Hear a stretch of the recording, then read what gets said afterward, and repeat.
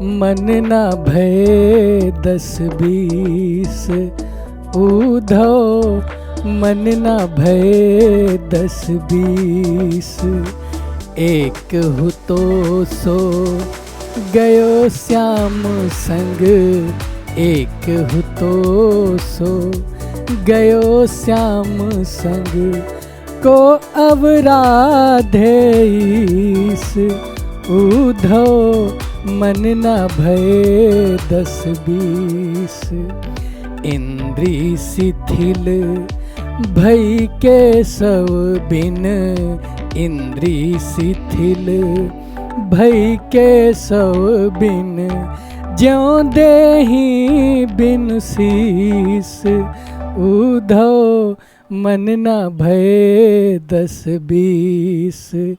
आशा लागी रहति तन श्वासा, आशा लागी रहति तन श्वासा। जीवहि कोटि बरिस उधो, मन न भये 10-20। तुम तो सखा श्याम सुंदर के, तुम तो सखा श्याम सुंदर के। सकल जोग के ईस उधो, मन न भये 10-20।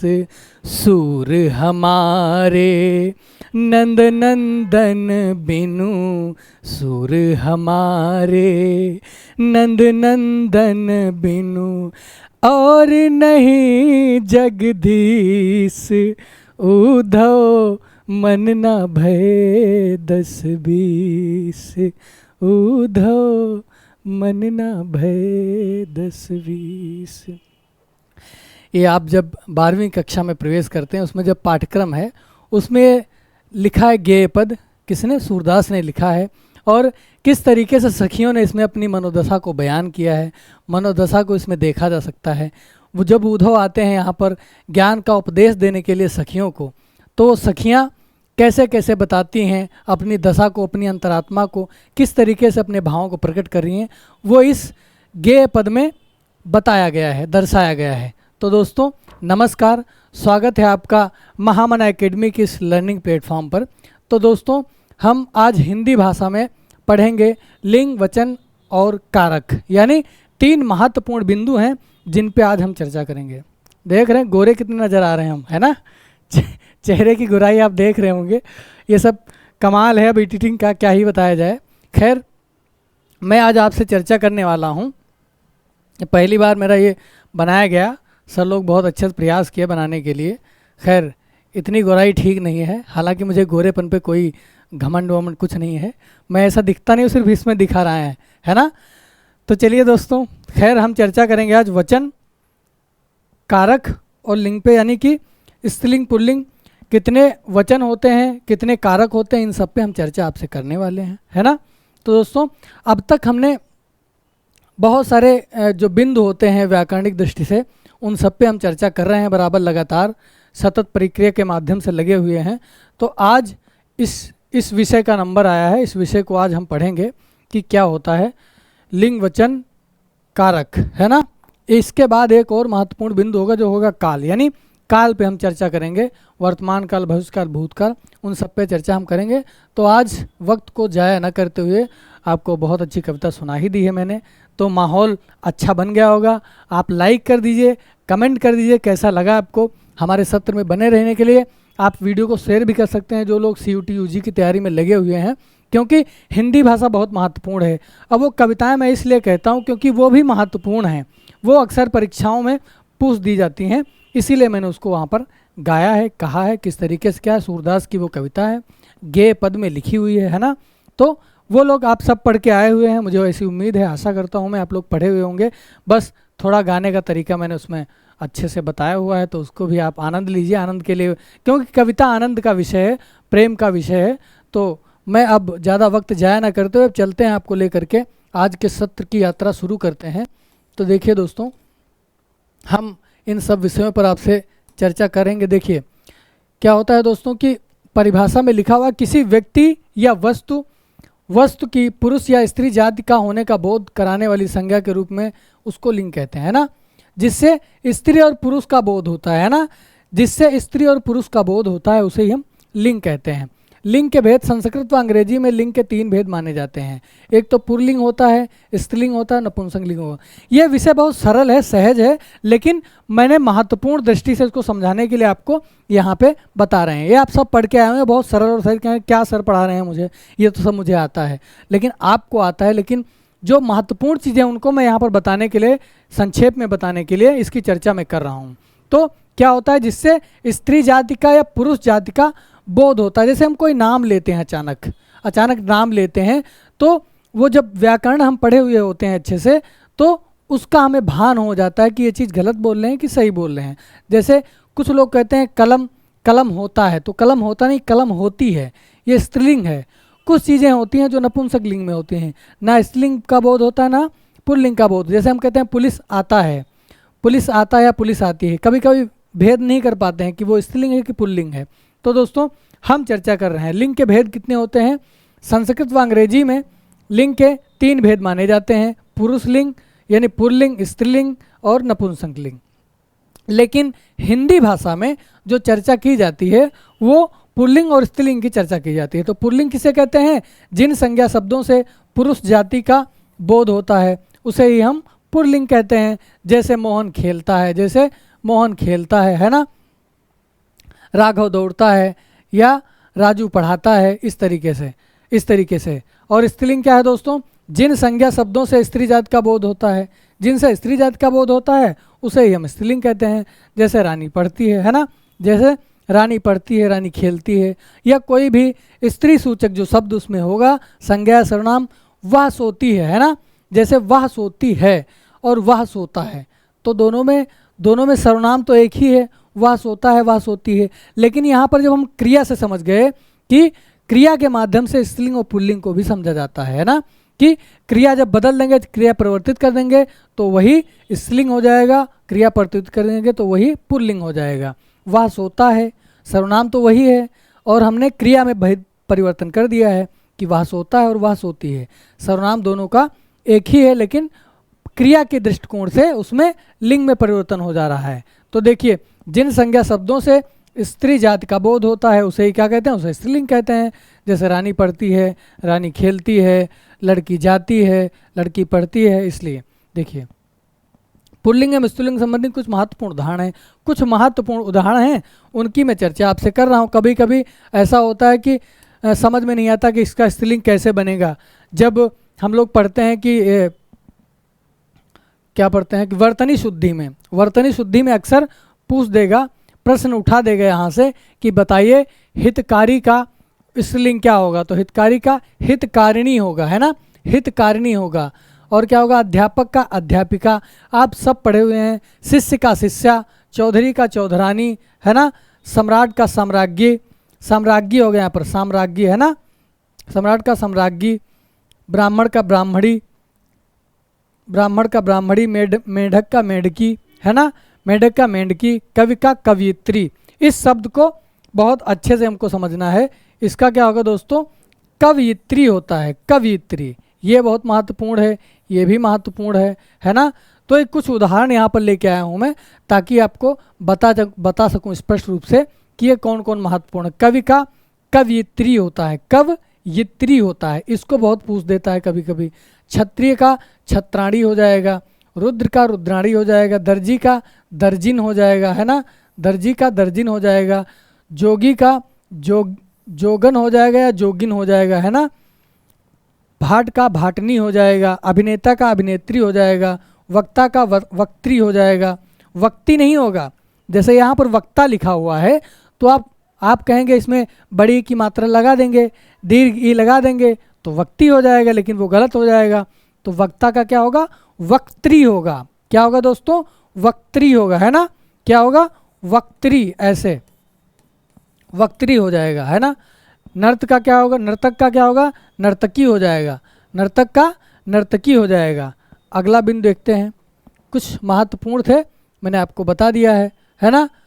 अब इसमें लिखा है विशेषणों में कैसे हम स्त्रीलिंग पुल्लिंग जानेंगे।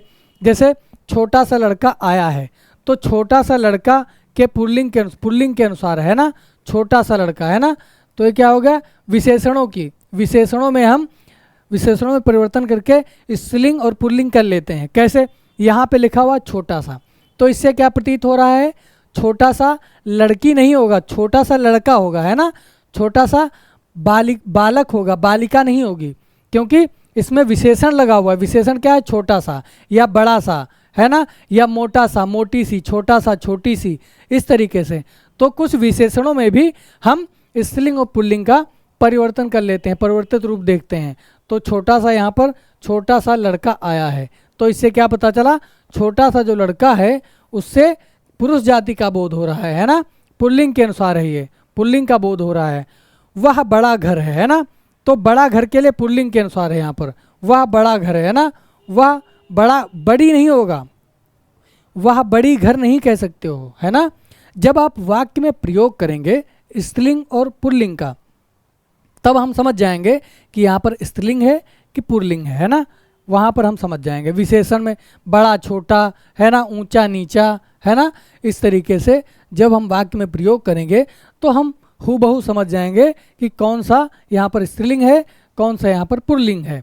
तो वह बड़ा घर है, क्या है, पुल्लिंग के अनुसार है। यह तीखी मिर्च है, तीखी मिर्च है, आप सब खाए हुए होंगे तीखी मिर्च, एकदम से सुरसुराने लगते हैं, है ना, तीखी मिर्च है, तो तीखी मिर्च स्त्रीलिंग है ना। तीखी मिर्च, तीखा कहोगे तो जेंडर चेंज आपका पुल्लिंग हो जाएगा, है ना। बड़ा तीखा, तीखा कहोगे तो गलत हो जाएगा। तीखी मिर्च हमेशा मरचा अगर होगा, मिर्चा कहते हैं उसको, मिर्चा और मिर्ची दो अलग होता है।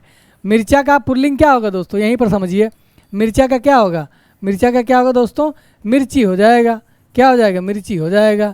तो मिर्चा तीखा होता है और मिर्ची कैसी होती है, मिर्ची तीखी होती है ना, ऐसे कहीं बड़ी तीखी मिर्ची है ना। तो क्या हुआ दोस्तों, देखो दोनों में मिर्चा कहें तो तीखा हो गया, मिर्ची कहें तो तीखी हो जाएगा, है ना। इस तरीके से हमको समझते हुए चलना है ना, बिल्कुल समझना बहुत ज़रूरी है। तुम्हारा घर अच्छा है, तुम्हारा घर अच्छा है, तो यहाँ घर से क्या प्रतीत चल रहा है कि वह पुल्लिंग है ना, पुरुष लिंग का बोध हो रहा है। तुम्हारा घर अच्छा है। तुम्हारी झोपड़ी अच्छी है, तो झोपड़ी अच्छी है तो कहेंगे तो स्त्रीलिंग हो जाएगा। यहाँ पे घर का है तो घर आपका पुरुष लिंग में प्रयोग होता है। उसकी पुस्तक खो गई है ना, उसकी पुस्तक खो गई है, स्त्रीलिंग का बोध हो रहा है। मेरा पजामा अच्छा है ना, तो पजामा पुल्लिंग के लिए प्रयोग हुआ है ना। देखिए बहुत सरल है, बहुत कठिन नहीं है, बस समझना है। उसमें विशेषण की दृष्टि से होगा मोटा छोटा, पतला मोटा, है ना, ऊंचा नीचा, है ना, बड़ा छोटा, इस तरीके से उसमें क्या हो गया, उसमें हम पढ़े थे किसके अनुसार, उसमें पढ़े थे हम विशेषण के अनुसार। अब इसमें पढ़ेंगे वचन के अनुसार स्त्रीलिंग पुल्लिंग कैसे होता है। हिंदी व्याकरण में संज्ञा, सर्वनाम, क्रिया एवं विशेषण के जिस रूप में से किसी संख्या का आभास होता है वह वचन कहलाता है। ये वचन है। वहाँ हमने विशेषण की दृष्टि से पढ़ा था, क्या पढ़ा था, विशेषण की दृष्टि से हमने क्या पढ़ा था, विशेषण की दृष्टि से उसमें पढ़ा था हमने, एक तो विशेषण में पढ़ा था, एक सर्वनाम में पढ़ा था। यानी सर्वनाम में, है ना दोस्तों, एक तो विशेषण में, एक सर्वनाम में स्त्रीलिंग पुल्लिंग जानना। कुल मिलाकर आप समझ रहे होंगे, मैं बहुत अच्छे से बताने का प्रयास किया हूँ। अगला पढ़ते हैं वचन। वचन क्या होते हैं।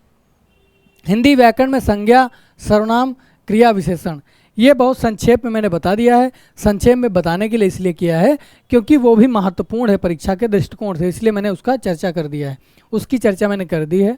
हिंदी व्याकरण में संज्ञा, सर्वनाम, क्रिया, विशेषण के जिस रूप से किसी संख्या का बोध या आभास होता है उसे ही क्या कहते हैं, उसे वचन कहते हैं। जिससे क्या होता है दोस्तों, संख्या का बोध होता है।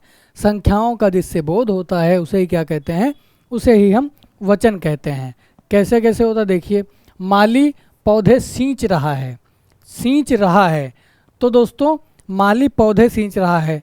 जब यहाँ पर तो पौधे कितने हैं दोस्तों, पौधों की संख्या पता चल रहा है। पौधे जब कहा है तो इससे हमें ज्ञात हो रहा है कि पौधों की संख्या अधिक है, पौधों की संख्या अधिक है ना।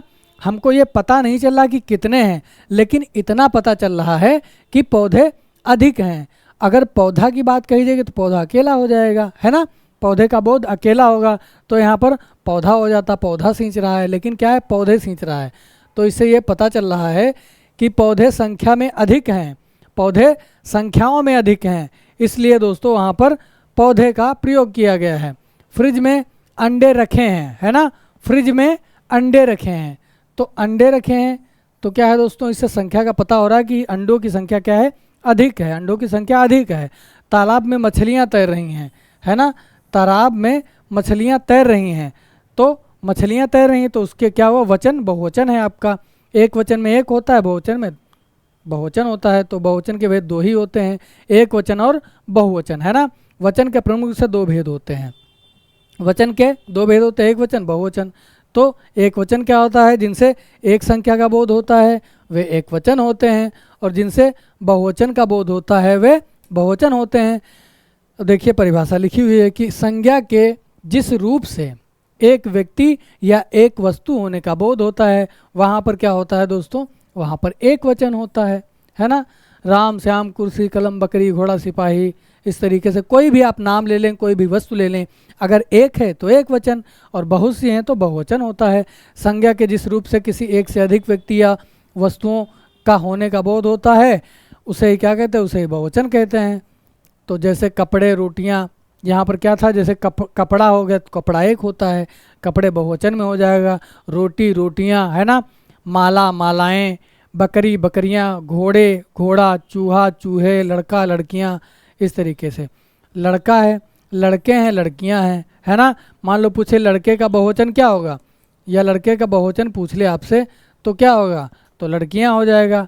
मतलब लड़के का बहुवचन स्त्रीलिंग में लड़के का बहुवचन क्या होगा, तो लड़कियां हो जाएगा। यहाँ पर आपको समझाने के लिए बता दिया हूँ, लड़का का स्त्रीलिंग लड़कियां होगा। टोपियाँ, टोपी, गाड़ी, गाड़ियाँ, लता, लताएं, स्त्री, स्त्रियाँ, नदियाँ, नदी, है ना।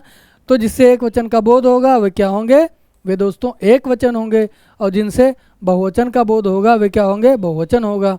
तो एक वचन बहुवचन बनाने के प्रमुख नियम क्या हैं, नियम है कुछ एक वचन से बहुवचन बनाने के लिए। अकारांता, अकारांता समझते हैं। अकारांता दोस्तों जैसे हम कह रहे हैं जूता, जैसे कह रहे हैं जूता, है ना, जूता, तो इसमें क्या है, अंत में क्या आ रहा है, अंत में आ का जो स्वर है उसका अधिक, मतलब प्राण वायु उसमें अधिक लग रही है, इसीलिए यहाँ पर आकारांत पुल्लिंग शब्दों में, यानी जो कुछ पुल्लिंग शब्द होते हैं उसमें जो आकारांत हो गए, जैसे जूता, कपड़ा, जब कहते जूता, कपड़ा, तो जो आ निकल रहा है उसी को आकारांत, यानी आ है जिसके अंत में आकार अंत, है ना, आकार अंत आ है जिसके अंत में, उसी को क्या कहते हैं, आकारांत बोलते हैं। पुल्लिंग शब्दों में आ के स्थान पर ए लगाकर क्या करते हैं, ए लगाकर उनका बहुवचन बनाया जाता है। जैसे जूता है तो क्या लगाएंगे, जब आकारांत है तो पुल्लिंग अगर आकारांत है तो उसमें ए लगा देंगे तो क्या हो जाएगा, बहुवचन बन जाएगा। जूता का जूते, आ था, यहाँ पर दोस्तों आ था और आ को क्या कर दिया गया, बहुवचन बनाने के लिए ए बना दिया गया है। क्या हो गया, देखिए जूता, आ था, ए हो गया, जूते हो गया, लड़का, लड़के, कपड़ा, कपड़े। अकारांत, एक तो अकारांत होता है बड़ा वाला, फिर अकारांत होता है अकारांत। स्त्रीलिंग शब्दों में आ के स्थान पर ए लगाकर बहुवचन बनाया जाता है, बहुवचन बना दिया गया यहाँ पर, है ना। अगला देखिए क्या है, बात, बातें, कलम, कलमें। यहाँ पर क्या था, वहाँ पर आकारांत था, यहाँ पर अकारांत है ना। वहाँ पर आकारांत था और यहाँ पर क्या है दोस्तों, अकारांत है। आ है जिसके अंत में, आ है जिसके अंत में उसको क्या बना दिया, ए बना दिया गया है। देखिए आ कैसे है, बात कहे हैं जब, तो बात जब हम विच्छेद करते हैं, जब हम विच्छेद इसका करेंगे, बात का संधि में हम पढ़ के आए हुए हैं, बात, तो जब ता ऐसे करेंगे तो ता के नीचे हलंत लगता है, और हलंत दोस्तों इसलिए लगता है क्योंकि वो अधूरा वर्ण होता है, उसमें स्वर शामिल होता है, क्योंकि व्यंजन हमेशा स्वरों की सहायता से ही बोले जाते हैं। तो यहाँ पर क्या है दोस्तों, ये आपका क्या हो गया, आकारांत हो गया। वहाँ पर आकारांत था और यहाँ पर अकारांत है, तो ये क्या है दोस्तों, आ है जिसके अंत में उसे अकारांत कहते हैं, और आ का ए बन जाएगा। बात जब कहे हैं तो इधर बातें बना, बातें कर लेंगे और इस पर बिंदी लगा देंगे, बहुवचन हो जाएगा आपका। कलम का कलमे, है ना। आँख का आँखें, आँखें नहीं होगा, आँखें होगा, आँखें, है ना। आकारांत स्त्रीलिंग एक वचन संज्ञा में ए लगाकर उनका बहुवचन बनाया जाता है। जैसे उसमें आकारांत में ए था, इसमें स्त्रीलिंग में क्या होगा, स्त्रीलिंग बनाने, स्त्रीलिंग को एक वचन है अगर, तो उसको जब बहुवचन बनाएंगे तो ए लगा लेंगे, ये जो लगा हुआ है यहाँ पर, है ना, इसको प्रयोग में ला लेंगे हम। लता का लताएं, माता का माताएं, शाखा का शाखाएं, है ना, इस तरीके से हम प्रयोग कर लेंगे। बहुत ही सरल और समझाने के लिए मैं बता रहा हूँ, क्योंकि ये महत्वपूर्ण है परीक्षा की दृष्टि से, व्याकरण के जानने के दृष्टिकोण से भी जरूरी है, इसलिए हम इसकी चर्चा कर रहे हैं। अन्यथा आप तो विद्वान हैं, उसमें कोई कहने वाली बात ही नहीं है, क्योंकि बहुत कठिन नहीं है, बहुत सरल है, आप सबको आते होंगे, बस चर्चा करने के लिए मैं बता रहा हूँ। कभी कभी एक वचन संज्ञा शब्दों के साथ गुण, लोग, समूह, दल, गण, जाति आदि शब्दों का प्रयोग बहुवचन के रूप में किया जाता है। क्या होता है दोस्तों, कभी कभी ऐसा होता है संज्ञा शब्दों के साथ गुण, लोग, समूह, दल, गण, जाति आदि शब्दों का प्रयोग बहुवचन के रूप में किया जाता है। जैसे स्त्री जाति बहुत संघर्ष कर रही है, तो जिससे क्या होता है दोस्तों, गुण जिसका प्रयोग चलता हो, पता चलता हो, लोग हों अगर, समूह हो, दल हो, गण हो, तो या फिर कोई जाति हो, तो उससे क्या पता चलता है, उससे बहुवचन के रूप में उसका प्रयोग किया जाएगा, है ना, बहुवचन के रूप में प्रयोग किया जाएगा। जैसे हमारा समूह, हमारा कोई समूह होता है या ग्रुप कहते हो हम लोग कि हमारा फ्रेंड जोन अलग है, तो फ्रेंड जोन में तुम अकेले तो होगे नहीं, उसमें बहुत सारे दोस्त होंगे, तो दोस्तों उसको बहुवचन के रूप में प्रयोग किया जाएगा, है ना। बहुत सारा आप ग्रुप बना लेते हैं व्हाट्सएप पे बहुत सारे ग्रुप बना लेते हैं, समूह बना लेते हैं, तो समूह का प्रयोग हमेशा बहुवचन के रूप में ही होता है।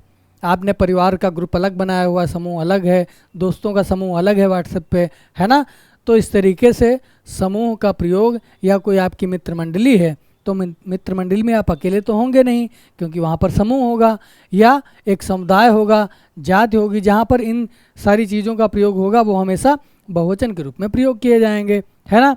मजदूर लोग काम कर रहे हैं, है ना, मजदूर लोग काम कर रहा है नहीं होगा, जब लोग की बात आई तो लोग अकेले नहीं होते हैं, लोगों में बहुत सारे लोग होते हैं, इसीलिए इसका बहुवचन के रूप में प्रयोग किया गया है। एक वचन से बहुवचन में परिवर्तन करने के कुछ महत्वपूर्ण एक वचन बहुवचन है, उनको देख लीजिए, वही चीज़ें बताई गई हैं। चूहिया का चूहियाँ होगा, है ना, यहाँ पर देख, रीत का रीतियाँ होगा, चूहिया का चूहियाँ, लुटिया का लुटियाँ, नदी का नदियाँ। तो जब स्त्रीलिंग आकारांत होता है तो उसमें ए लगाते हैं या यहाँ लगाते हैं, देखिए, रीत का रीतियाँ, और इसमें कपड़ा का कपड़े ए लगाते हैं। जब पुरुषलिंग होता है यानी पुल्लिंग होता है, पुल्लिंग आकारांत होता है तो ए लगाते हैं, और जब स्त्रीलिंग आकारांत होता है तो उसमें ए लगाते हैं। आप समझ गए होंगे मैं क्या कहने का प्रयास कर रहा हूँ। नदी का नदियाँ, लुटिया का लुटियाँ, है ना। अगले बिंदु पर आते हैं, अगला बिंदु का है, कुछ महत्वपूर्ण उदाहरण दिए हैं उनकी चर्चा हम कर रहे हैं। रात का रातें, किताब का किताबें, पुस्तक का पुस्तकें, सड़क का सड़कें, गाय का गायें, आँख का आँखें, कन्या का कन्याएं, है ना, कला का कलाएं, शाखा का शाखाएं, कथा का कथाएं। इस तरीके से कुछ महत्वपूर्ण जो उदाहरण थे वे मैंने आपके समक्ष रख दिए हैं। वृद्ध क्या होगा, वृद्ध तो अकेला होगा, उसको बहुवचन में प्रयोग करेंगे। अब कहेंगे सर यहाँ तो कुछ लगाया नहीं है, तो यहाँ पर समझना जरूरी है। वृद्ध जन होता है ना, वृद्ध जन, जब जन की बात आती है तो जन मतलब लोग, है ना, जन मतलब लोग होता है, तो जन में कोई अकेला तो होगा नहीं, जन में समूह होगा, तो वृद्ध जन हो गया वृद्ध का। बालक का क्या होगा दोस्तों, बालक का बालकें तो बनेगा नहीं बहुवचन, तो बालक का बालक गण, तो गण मतलब समूह, तो बालक क्या होगा, बालक गण। बालिका बालिकाएं हो जाएगा बहुवचन के रूप में। बालक का बालकें कैसे होगा, बालकों कर देंगे आप तो नहीं होगा, तो बालक का बालक गण होगा। बालक एक है और बालक का जब गण हो जाएगा, समूह हो जाएगा, तो समूह का प्रयोग बहुवचन में किया जाता है ना। टोपी का टोपियाँ, सखी का सखियाँ, लता का लताएं, है ना। ऐसे यहाँ पर सेना है तो सेना का क्या हो, सेनाएं भी हो सकता है या सेना दल भी कह सकते हो। यहाँ पर दोस्तों सेना का सेनाएं भी कर सकते हो और सेना दल भी कर सकते हो। अधिकतर सेना दल का ही प्रयोग होता है, सेनाएं भी कर सकते हो। पाठक का पाठकगण होगा, पाठकें तो होगा नहीं, पाठकों नहीं होगा, तो पाठकगण, पाठक अकेला है और पाठक का जब गण या समूह होगा तो पाठकगण हो जाएगा बहुवचन के रूप में। धातु का धातुएं, नारी का नारी वृंद, है ना। वृंद माने क्या होता है, समूह होता है। नारी वृंद, दोनों में से दोनों सही हैं, नारी वृंद भी कर सकते हो और नारियां भी कर सकते हो। इसलिए कहीं पर अगर कोई किसी पुल्लिंग हो या स्त्रीलिंग अगर बहुवचन नहीं बन रहा है तो उसमें गण या जन या वृंद लगाकर हम उसका बहुवचन में प्रयोग कर लेते हैं। व्यापारी का व्यापारी गण हो गया, है ना। तो अधिकतर गण समूह की बात कर लेंगे। अगर कोई एक वचन है, पुरुष लिंग हो या स्त्रीलिंग हो, तो उसमें क्या करेंगे दोस्तों, हम गण जन लगाकर उसका प्रयोग बहुवचन के रूप में कर लेते हैं। इसीलिए यहाँ पर व्यापारी का व्यापारी गण हो गया, गृहिणी का गृहिणियाँ हो जाएगा, है ना। तो प्राण हमेशा बहुवचन में प्रयुक्त होता है ना। प्राण हमेशा, ये यहाँ पर एक नोट लिखा हुआ है, महत्वपूर्ण है, यानी प्राण निकल गए, तो प्राण अकेला नहीं, उसको बहुवचन के रूप में प्रयोग करते हैं ना। हमारे प्राण थक गए हैं, हाँ, इस तरीके से। तो यहाँ पर एक महत्वपूर्ण बिंदु था, प्राण हमेशा बहुवचन के रूप में प्रयुक्त होता है। हमारे प्राण निकल रहे हैं, है ना। तो प्राण अकेला नहीं, बहुवचन के रूप में प्रयोग होता है। अब देखिए अगला बिंदु क्या है। अगले बिंदु में दोस्तों कुल मिला के आप एक वचन बहुवचन समझ गए हैं, एक वचन बहुवचन आप समझ गए हैं। अब अगला बिंदु आता है कारक। कारक यानी कारक किसे कहते हैं, कारक किसे कहते हैं। संज्ञा सर्वनाम के जिस रूप से, इसकी चर्चा मैं कर चुका हूँ आपसे, लेकिन यहाँ पर अलग से बताने के लिए मैंने बताया हुआ है। संज्ञा सर्वनाम के जिस रूप से संज्ञा सर्वनाम का क्रिया से संबंध सूचित हो उसे ही कारक कहते हैं, है ना। जिससे क्या होता है दोस्तों, संज्ञा सर्वनाम के जिस रूप से संज्ञा सर्वनाम का क्रिया से संबंध स्थापित होता है वहाँ पर कारकों का प्रयोग होता है। कारकों के बोध के लिए संज्ञा या सर्वनाम के साथ जो चिन्ह लगाए जाते हैं उन्हें ही विभक्तियाँ कहते हैं दोस्तों। विभक्तियाँ मतलब अलग करना, अलग करने को विभक्त करना यानी विभक्तियाँ। तो उनके कुछ नियम कानून हैं बताने के लिए। कारक विभक्तियाँ कहते हैं, जैसे राम ने मोहन को मारा, है ना। तो राम ने मोहन को मारा, इस वाक्य में ने एवं को जो कारक सूचक चिन्ह है, कारक सूचक चिन्ह है ना। ने पढ़ेंगे हम, 8 प्रकार के होते हैं कारक, ने और को, है ना, द्वारा, से, का। तो इन सब की हम चर्चा आपसे करने वाले हैं। बस नियम ये है दोस्तों, क्योंकि कारक हिंदी में 8 प्रकार के होते हैं, कारक हिंदी में 8 प्रकार होते हैं। कारकों का बहुत महत्वपूर्ण है, भाषा के योगदान में कारकों का बहुत महत्वपूर्ण योगदान है, जिससे बात स्पष्ट पता चलने लगी हमको। क्योंकि अपभ्रंश से होते हुए, प्राकृत से होते हुए, पाली से होते हुए जब अपभ्रंश का एक रूप बनकर आया तो हिंदी में कारकों का प्रयोग अधिक होने लगा, और कारकों के प्रयोग से भाषा को समझने में, उसको लिखने में, पढ़ने में बहुत ही सरल और सहज हो गया है। ये यात्रा इतनी लंबी रही है। जब हम लोग भाषा पढ़ेंगे, कभी भाषा का इतिहास जब पढ़ेंगे, तो इन सारी चीज़ों को महत्वपूर्ण माना जाएगा। उनको बहुत उनका योगदान है भाषा के क्षेत्र में बताने के लिए, है ना। तो देखिए कारक कितने होते हैं। तो हिंदी में कारक 8 भेद होते हैं। कारक के कितने भेद होते हैं दोस्तों, 8 भेद होते हैं हिंदी में 8 भेद होते हैं। ये बहुत महत्वपूर्ण है। सीधा प्रश्न आपसे कर देगा कि बताइए कारक के कितने भेद होते हैं, है ना। लेकिन विभक्तियां केवल 7 होती हैं, ये बहुत महत्वपूर्ण है दोस्तों। अगर पूछ लेगा कि कारक में विभक्तियों के प्रकार कितने होते हैं, तो विभक्तियां केवल 7 प्रकार से होती हैं। लेकिन कारक कितने होते हैं हमारे, कारक 8 होते हैं। वचन 2 होते हैं, हिंदी में 3 होते हैं, है ना। 2 होते हैं, एक वचन बहुवचन, ऐसे लिंग भी 2 होते हैं, स्त्रीलिंग पुल्लिंग। लेकिन संस्कृत भाषा में नपुंसक लिंग का भी जिक्र आया है, तो इनके अधिकतर प्रकार पूछ देता है। सीधा प्रश्न कर देगा सर्वनाम के कितने प्रकार हैं या कितने भेद हैं, है ना। तो हमको इस चीज़ को समझते हुए चलना है। तो हिंदी में कारक कितने होते हैं दोस्तों, 8 प्रकार के होते हैं। इसका विवरण निम्नलिखित प्रस्तुत किया गया है। इसको आपको याद करना पड़ेगा, और याद नहीं कर पाओगे तो यह आपके लिए कमजोरी का विषय बन जाएगा।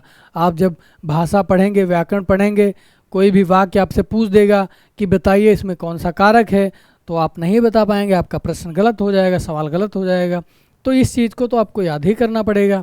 जैसे प्रथम विभक्ति में क्या है, प्रथम में क्या है, कर्ता ने, कर्ता ने कर्म को इस तरीके से याद करना है। कर्ता ने, इसको रट जाना एक तरीके से, रट जाना। यहाँ समझने वाली कोई बात नहीं है, समझने की कोई बात नहीं है। जब प्रयोग करेंगे इसका, जब हम प्रयोग करेंगे, तब समझ में आ जाएगा कि आखिर इन कारकों का प्रयोग क्यों होता है ना, इन कारकों का प्रयोग क्यों और किस लिए होता है, तब समझ पाएंगे। अभी हमको सिर्फ याद करना है ये कि कर्ता ने, यानी कर्ता किसे कहते हैं, वाक्य में जो कर्ता है यानी जो क्रिया को करने वाला होता है उसे ही हम कर्ता कहते हैं। तो कर्ता का प्रयोग ने, यानी कर्ता ने, प्रथम विभक्ति है यहाँ पर, कर्ता ने कर्म को, द्वितीय विभक्ति है, यानी कुल मिलाकर 8 हैं। यानी विभक्तियाँ केवल 7 प्रकार से होती हैं, 1 2 3 4 5 6 7, यानी विभक्तियाँ 7 हैं और कारक हमारे 8 हैं। तो कर्ता ने कर्म को करण से द्वारा, यानी इसका प्रयोग कहाँ करेंगे, साधन के रूप में।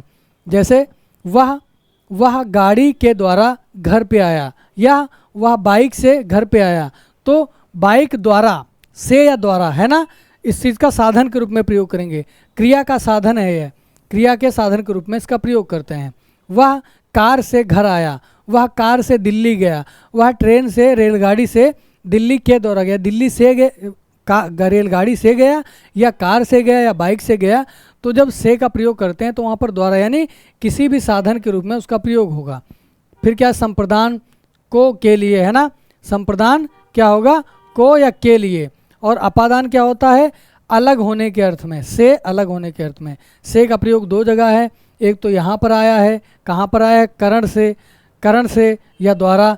तो यहाँ पर से का, इस से के प्रयोग से हमको ये समझ लेंगे कि किसमें करण है और किसमें अपादान है।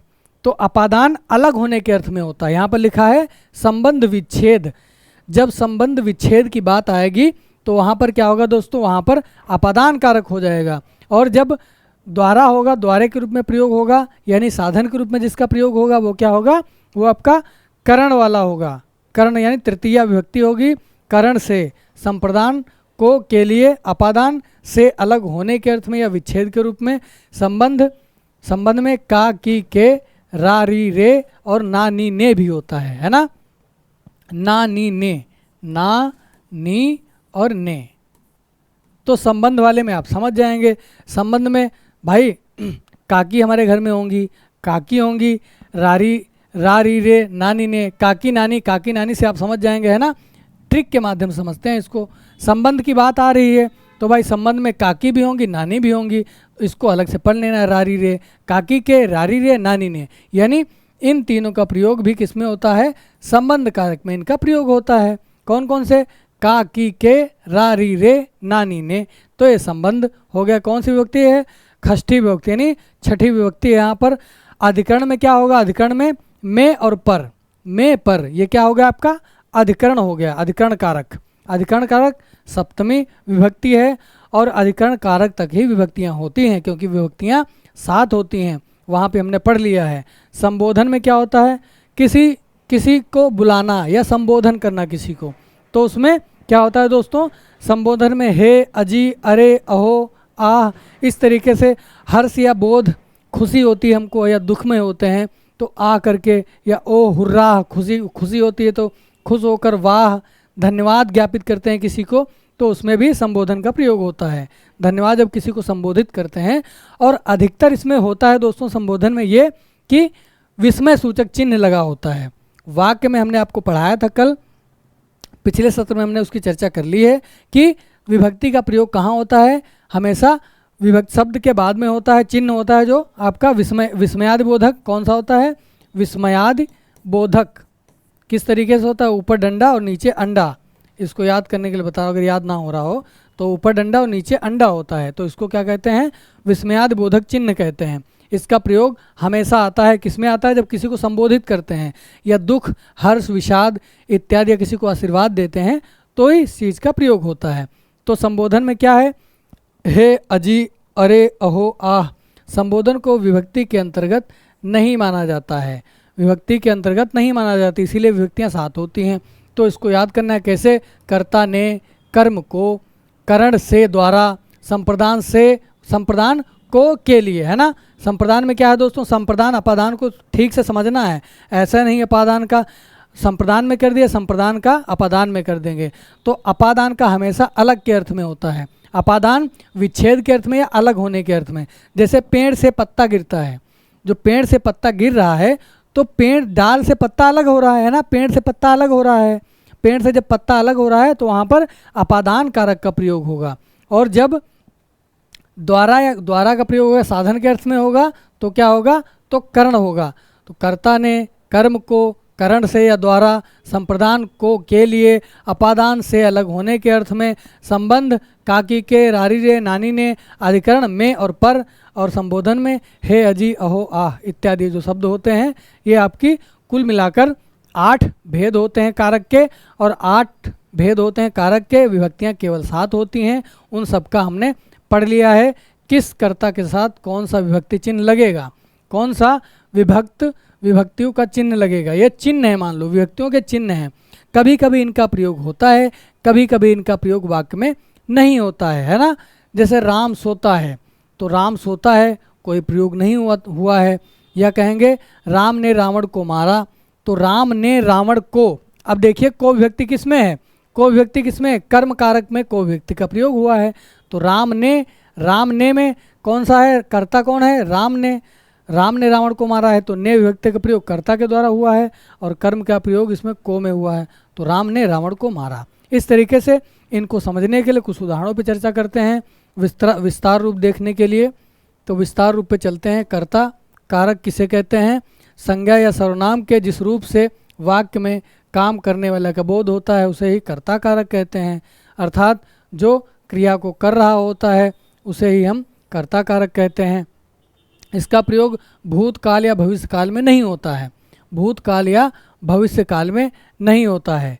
इस कर्ता कारक, जो कर्ता कारक होता है दोस्तों, उसको भूतकाल में या भविष्यकाल में नहीं करते हैं हम अक्सर करके।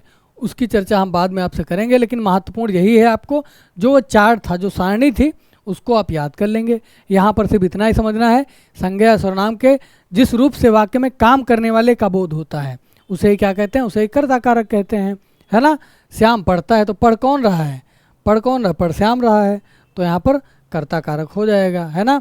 यहाँ विभक्ति का प्रयोग नहीं हुआ है, यहाँ विभक्ति का प्रयोग, सोचो कि यहाँ पर प्रयोग नहीं हुआ है, तो जैसे श्याम ने, है ना, श्याम ने पढ़ता है, ये यहाँ पर प्रयोग ही नहीं हो रहा है। तो विभक्तियों का प्रयोग कभी कभी होता है और कभी कभी नहीं होता है। तो इस चीज़ से आपको बिल्कुल भ्रमित नहीं होना है, कोई भी भ्रम हमको नहीं पालना है। कर्ता कारक वही होगा जो कार्य कर रहा होगा, तो इसलिए यहाँ पर कर्ता कारक है। श्याम पढ़ता है, ने विभक्ति का प्रयोग नहीं हुआ है क्योंकि यहाँ पर प्रयोग वहाँ पर संभव नहीं है। हमने बताया है कभी कभी विभक्तियों का प्रयोग होता है, कभी कभी नहीं होता है। तो इस चीज़ से बिल्कुल भ्रमित नहीं होंगे हम ढूंढेंगे कि इसमें कर्ता कौन है, वही कारक मान लेंगे हम, है ना।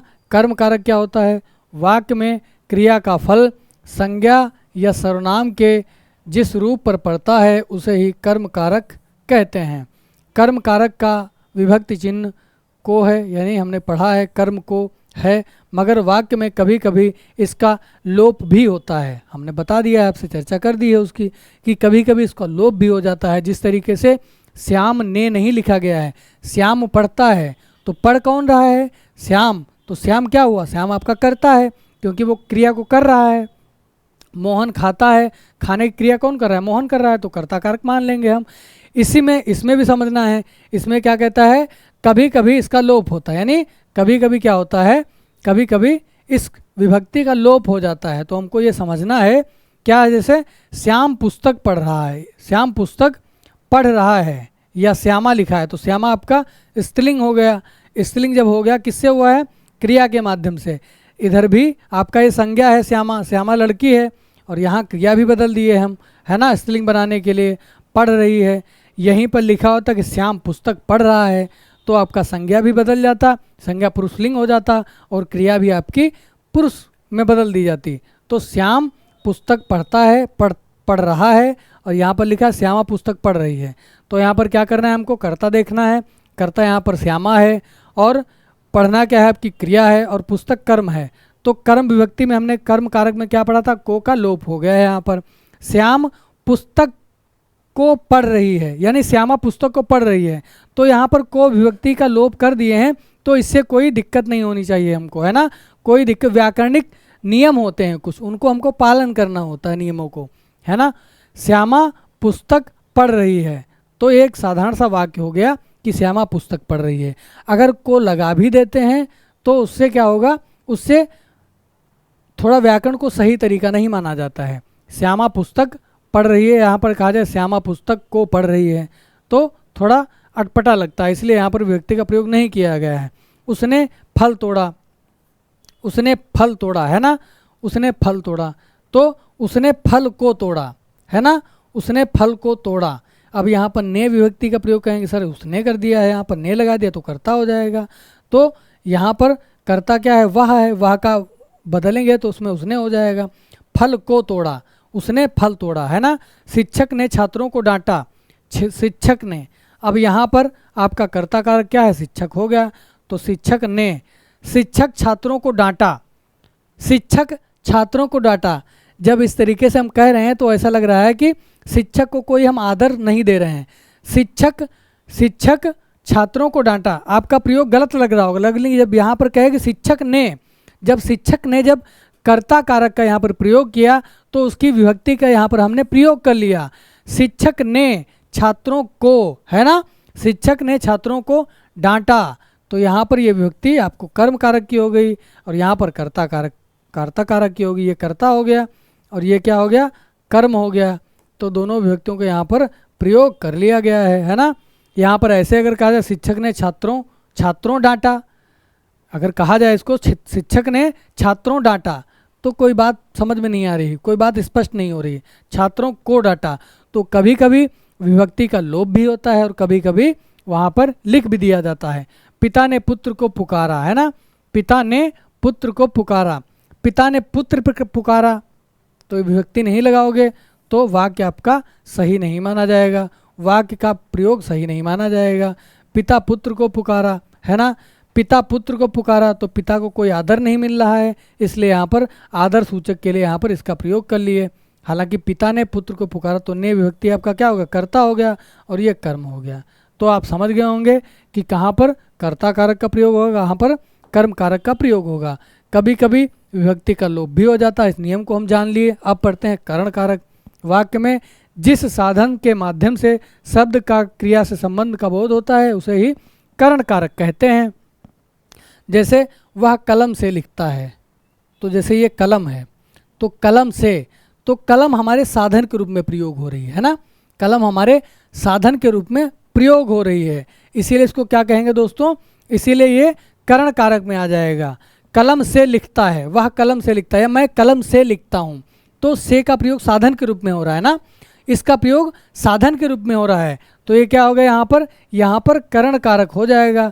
और करण कारक की विभक्ति क्या होती, से होती है ना, से या द्वारा, से या फिर द्वारा, है ना। अगर इसको ऐसे कहा जाए कि वह कलम के द्वारा लिखता है, इसको ऐसे भी कर सकते हो, वह कलम के द्वारा लिखता है ना।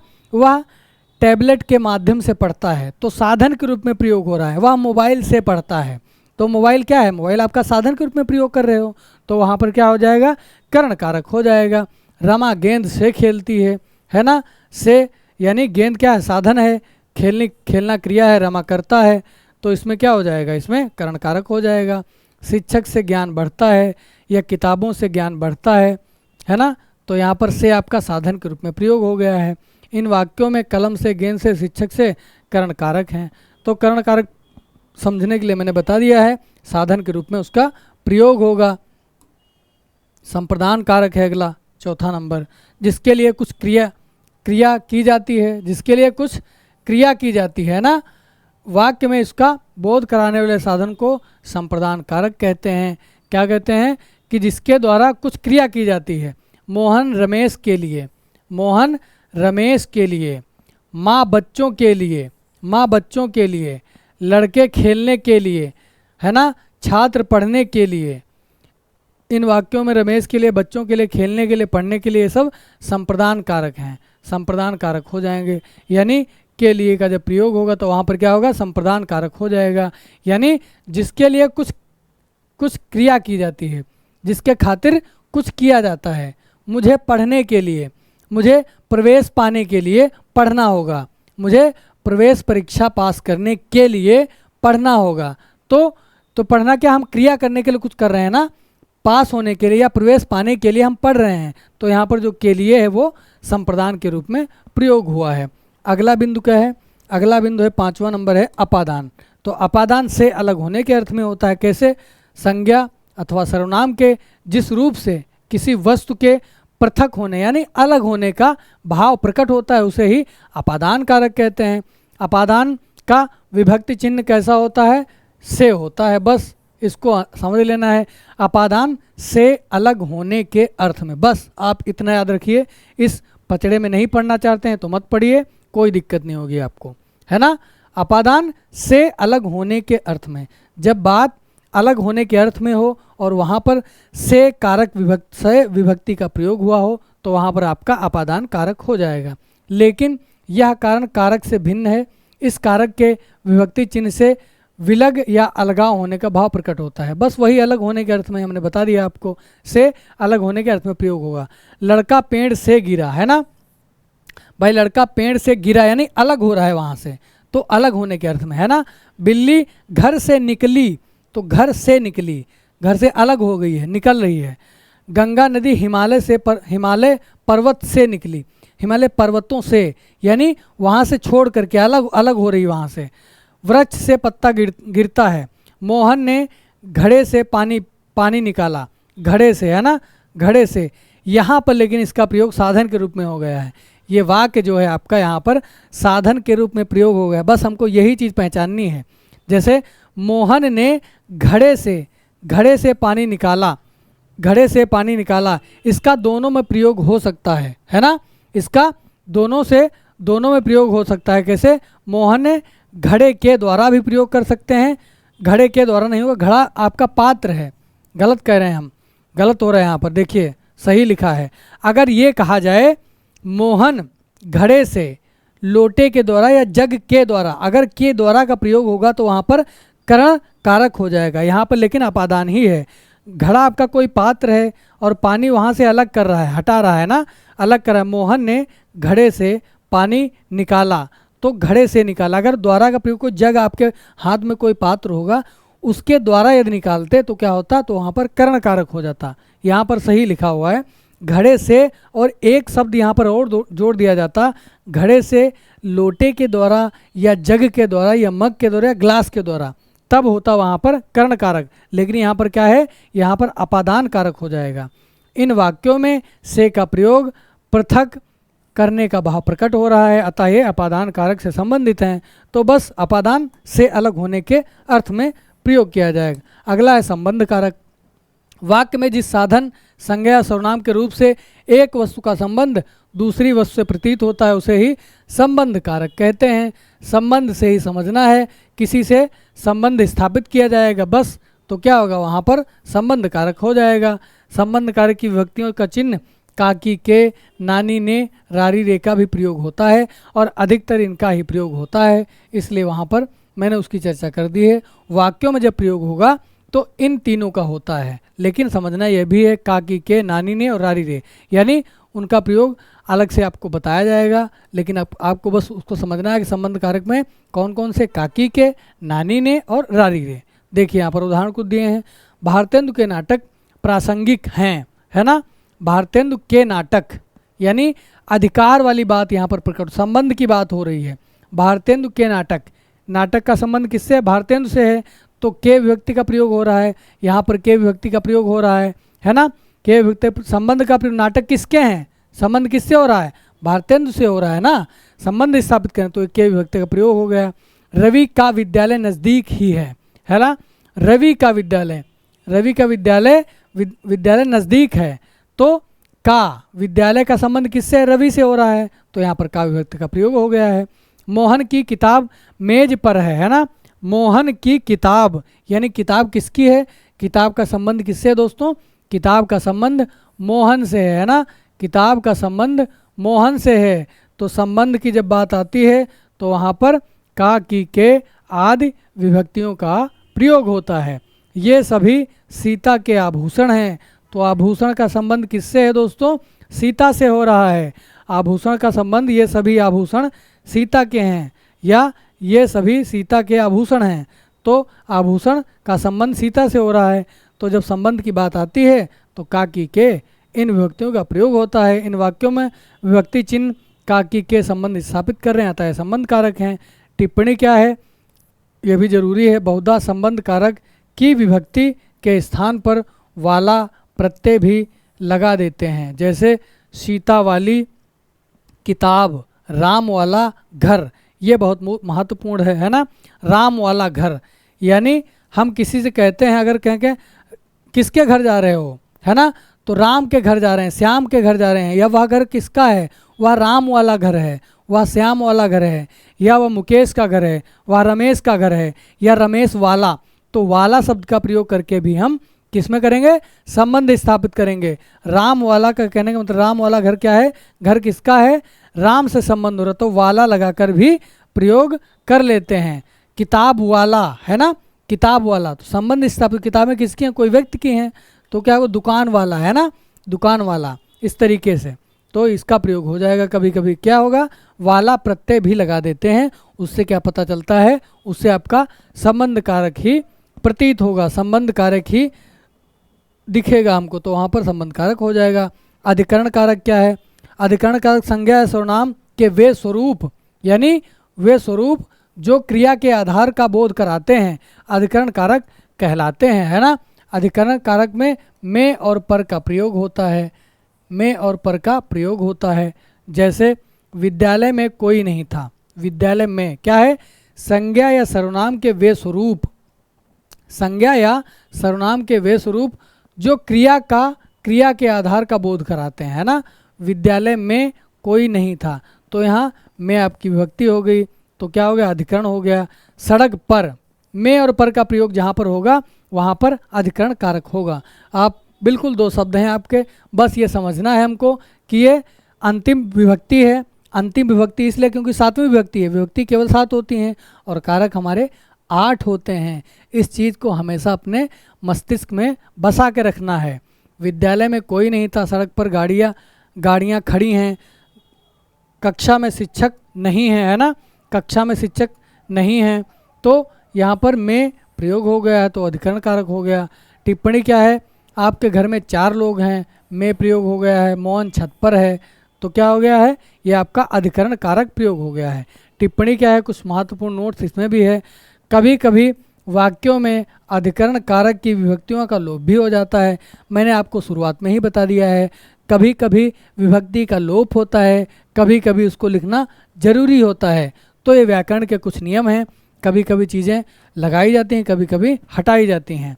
तो लड़के घर घर घूम रहे हैं, है ना, अब यहाँ घर घर लिख दिया है, लड़के घर घर घूम रहे हैं, तो घर घर का मतलब होता है लड़के घर घर में घूम रहे हैं, घर घर में, है ना, तो में अधिकरण का प्रयोग कर दिया जाएगा। अधिकरण कारक का प्रयोग में विभक्ति होगी, तो यहाँ पर नहीं लगाया गया, घर घर घूम रहे हैं, में विभक्ति हटा दी गई है, वहाँ अशोभनीय हो जाता है, इसलिए में को हटा दिया गया है।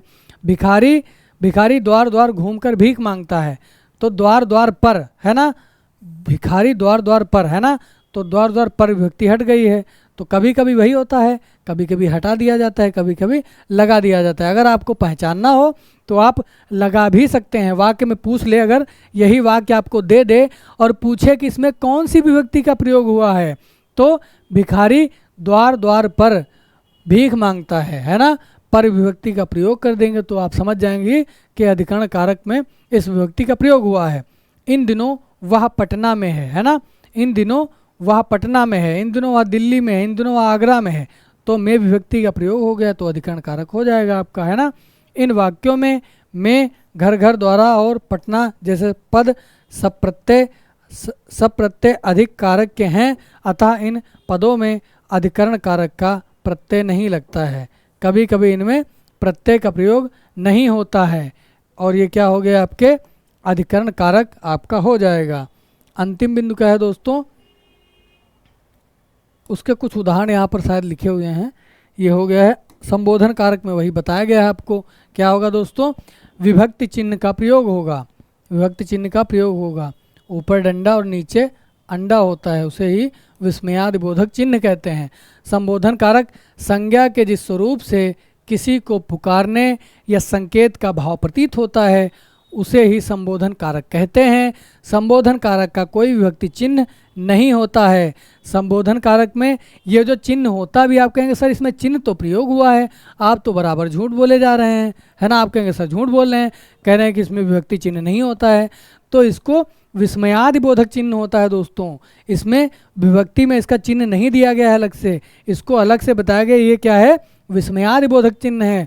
जब विस्मय प्रकट करना होता है, आश्चर्य की बात जब की जाती है, या हर्ष, विषाद, दुख, आशीर्वाद की जब बात की जाती है, तो वहाँ पर इस चिन्ह का प्रयोग कहते हैं।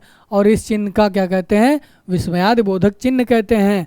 अंग्रेजी में कहते हैं एक्सक्लेमेशन मार्क कहते हैं इसको, है ना। समझने के लिए आपको बता दिए हैं, जो इंग्लिश वाले हैं नहीं समझ पा रहे हैं, आप पढ़ के आए होंगे। क्योंकि व्याकरण दोनों कभी कभी पैरेलल चलती है, बराबर समानांतर चलती हैं दोनों की, लेकिन कुछ नियम अलग हैं हिंदी के और अंग्रेजी के कुछ नियम अलग हैं।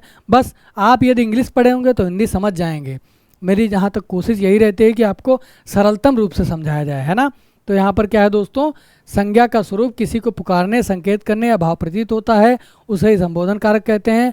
संबोधन कारक का कोई विभक्ति चिन्ह नहीं होता है। इसे प्रकट करने के लिए हे, अरे, आहा आदि शब्दों का प्रयोग कर लिया जाता है। अरे तुम कहाँ जा रहे हो?